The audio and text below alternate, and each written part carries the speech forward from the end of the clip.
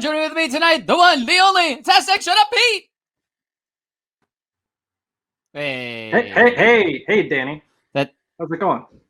You're not Pete. Joining with us, Tastic Corvus. No. Hello, better looking Pete.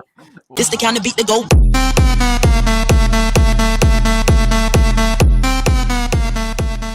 Pop of the Night's actually a Funko line of the night. It's Wanda Vision. These are up for pre-order now.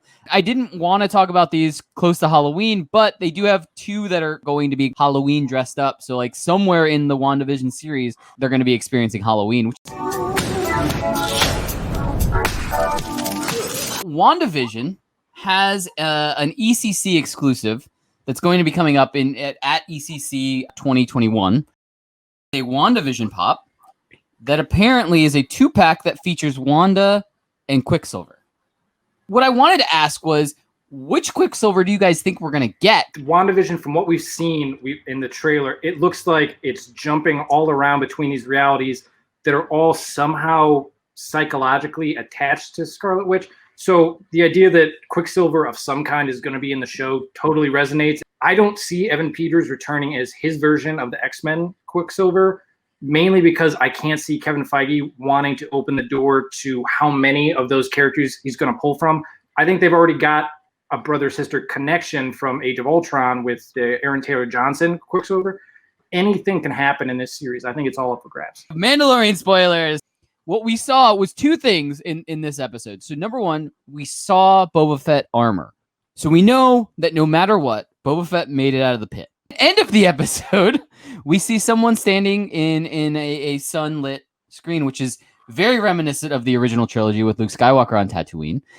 And what everybody's saying is this is now Boba Fett. I've heard two things. This could potentially be Old Man Rex, or it could be a fake out entirely and just be a stashed off clone from the Clone Wars. I thought it was a great intro episode to the season. The entire episode revolved around they're trying to get this monster out of an abandoned Sarlacc pit on Tatooine. So immediately all the hints were there, and there was a lot of really good little juicy Easter eggs all the way through. I'm really curious to see if they're going to continue down this line of was that Boba Fett or not. That's going to be a big test of Mandalorian Season 2 is how many of these episodes are really going to just be standalone and how much of this is going to be a story that we see to continue evolving over time. The last person that we see in the episode, Boba Fett? I think so, yes. You think it's Boba Fett? Boba Fett. Money. The last thing we're going to do in Disney Plus Others is a new animated series from the creators of Bob's Burgers called The Great North. Nick Offerman, Jenny Slate, Will Forte. I couldn't find a captain's hat, which is why I drew an anchor on this parade. Oh, that's an anchor. Thank God. From the producers of Bob's Burgers, The Great North. What do you think about the potential of this?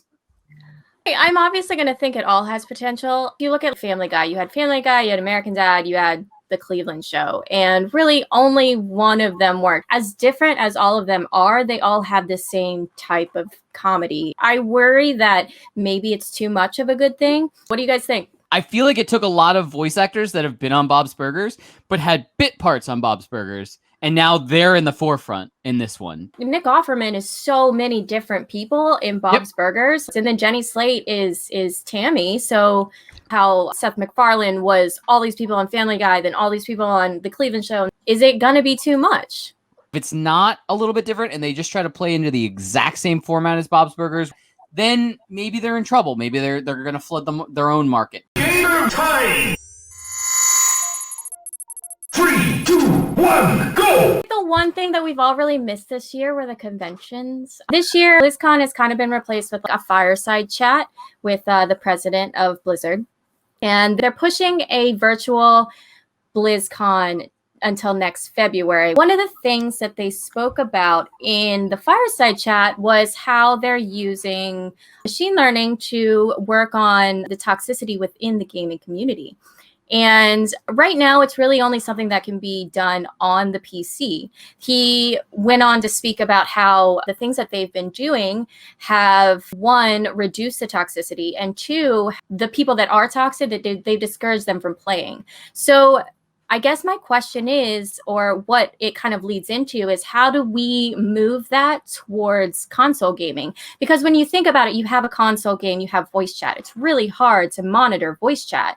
And then not only do you have voice chat, you have the text chat, which is linked to Xbox. As far as gaming toxicity, do you think that it is the responsibility of the community, or is it the responsibility of the developer, or the responsibility of the console designer? I'm sure there's ways that developers can work towards making it better on platforms for people who are gaming, but I think that's a bit harder for them to kind of start at square one. I think in general, it's always good for something like this to start with the community, to lay out that, yeah, among us all, this is not acceptable. November 10th, EA Play is to launch on Game Pass. And I did some research for you, Danny. There are two different options. There's the EA Play and then there's the EA Play Pro. So the EA Play is like their older games. And then you have the EA Play Pro, which gives you DLCs, season passes, and the games that came out this year.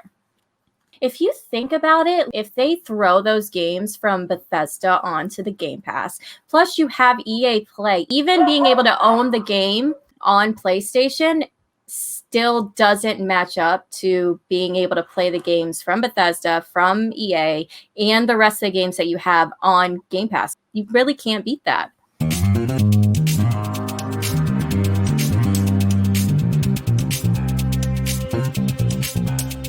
Amazon doesn't actually own the titles that they have.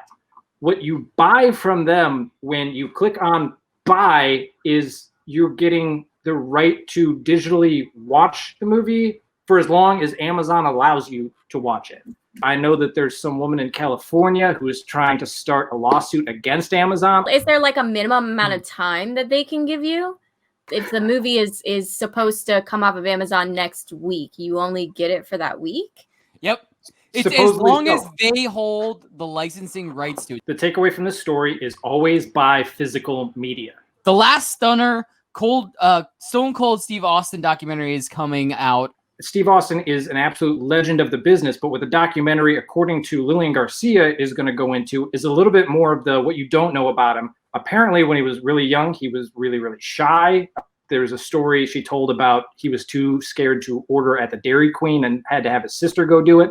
All these things that I think would be a really interesting take, and coming from the guys who did The Last Dance, which was a cultural event. Very smart person has recreated the new Batman trailer using only Legos.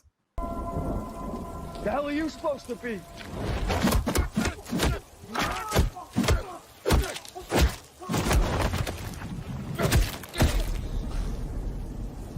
I'm vengeance. This is the Batman trailer done with Legos. I just love that it took 12 animators to animate Legos. I mean, I was already hyped on the Batman, but this got me rehyped on when is the Lego Batman sequel coming out? Like 2 for 1. But do we need more Lego? The answer to that is always yes. All right, well. Hold up.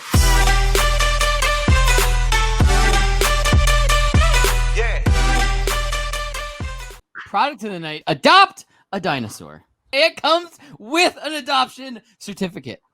Okay, can I just break this down really, really quickly? Go for it. This is a rubber dinosaur on moss with a couple rocks and a salt shaker that comes with a piece of paper.